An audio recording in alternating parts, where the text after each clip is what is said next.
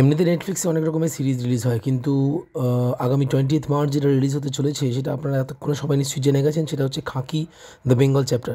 নীরজ পান্ডের এই সিরিজ এত সুন্দর একটা সিরিজ, এর আগে আমরা বিহার চ্যাপ্টার দেখেছি, এর আগেও অন্যরকম সিরিজ আমরা নীরজ পান্ডের কাছ থেকে দেখেছি। তো আসুন দেখা যাক যে নেটফ্লিক্সের এই সিরিজ যেটা আসতে চলেছে সেই সম্বন্ধে নতুন গতকাল ট্রেলার লঞ্চ হয়েছে। তো কেমন হলো সেই সিরিজ এবং সেই সিরিজের ট্রেলার, আসুন একটু দেখা যাক।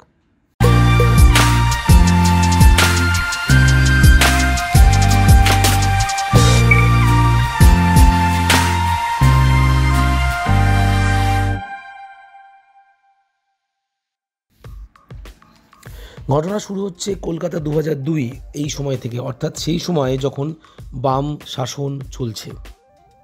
সেই সময়ে দলনেত্রী অর্থাৎ বিরোধী দলনেত্রী হিসাবে চিত্রাঙ্গদা সিংকে দেখানো হয়েছে, যেটা সম্ভবত বর্তমানের মুখ্যমন্ত্রীর কথা বলা হয়েছে। যাই হোক, সেটা নিয়ে আমরা পরে আলোচনা করব। কিন্তু যেটা সবথেকে বড় বিষয় যে এখানে কাস্টিং কাকে করা হবে সেটা হচ্ছে সবথেকে বড় চিন্তার ছিল। তার কারণ হচ্ছে বাংলা ইন্ডাস্ট্রির জন্য এমন চরিত্রগুলোকে কাস্টিং করতে গেলে বাংলার যারা সবথেকে বেস্ট অ্যাক্টর তাদেরকেই নেওয়া হবে বলে এমনই ধারণা ছিল। এবং সেইখান থেকে দেখতে গেলে নীরজ পান্ডের টিম কোনো দিক দিয়ে ভুল করেনি, কারণ শঙ্কর বড়ুয়া হিসেবে যে চরিত্রকে সবার আগে দেখা যাচ্ছে তিনি হচ্ছেন Saswata Chattopadhyay, one of the best actor of Bengal film industry. And not only that, শুধু তাই নয়, সম্ভবত সিএম এই চরিত্রে দেখা যাবে প্রসেনজিৎ চ্যাটার্জিকে, যার নাম সম্ভবত শীর্ষেন্দুবাবু। ইন্সপেক্টর মানে লালবাজারের ইন্সপেক্টর হিসাবে হয়তো দেখা যেতে পারে পরমব্রতকে, কারণ পরমব্রতকে সাদা উর্দিতে দেখতে পাওয়া যাচ্ছে। কিন্তু সবথেকে বড় যেটা বিষয় সেটা হচ্ছে এখানে মেন চরিত্র হিসাবে যিনি আসছেন তিনি হচ্ছেন জিৎ।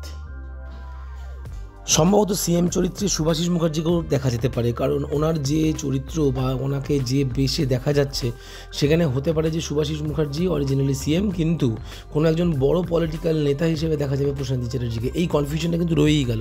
সিরিজে কিন্তু এটা জানা যাবে, কিন্তু ট্রেলার দেখে কিন্তু এই ব্যাপারটা সম্বন্ধে খুব একটা বেশি আইডিয়া করা যাচ্ছে না। অর্জুন মিত্র চরিত্রে দেখতে পাওয়া যাবে জিৎ, কিন্তু একটা বড় ব্যাপার হচ্ছে কোনো একজন সাপোর্টিং অ্যাক্টর হিসেবে কিন্তু মিমোকেও দেখা যাবে। মিমো চক্রবর্তী অর্থাৎ মিঠুন চক্রবর্তীর ছেলে, ওনাকেও কিন্তু বেশ ভালো কোনো চরিত্রে দেখা যাবে বলে মনে হচ্ছে।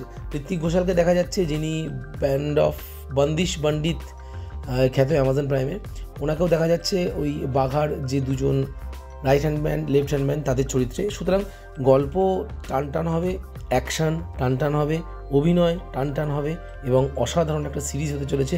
নেটফ্লিক্সের আসছে আগামী 20th মার্চ। কি নাম? খাকি দ্য বেঙ্গল চ্যাপ্টার।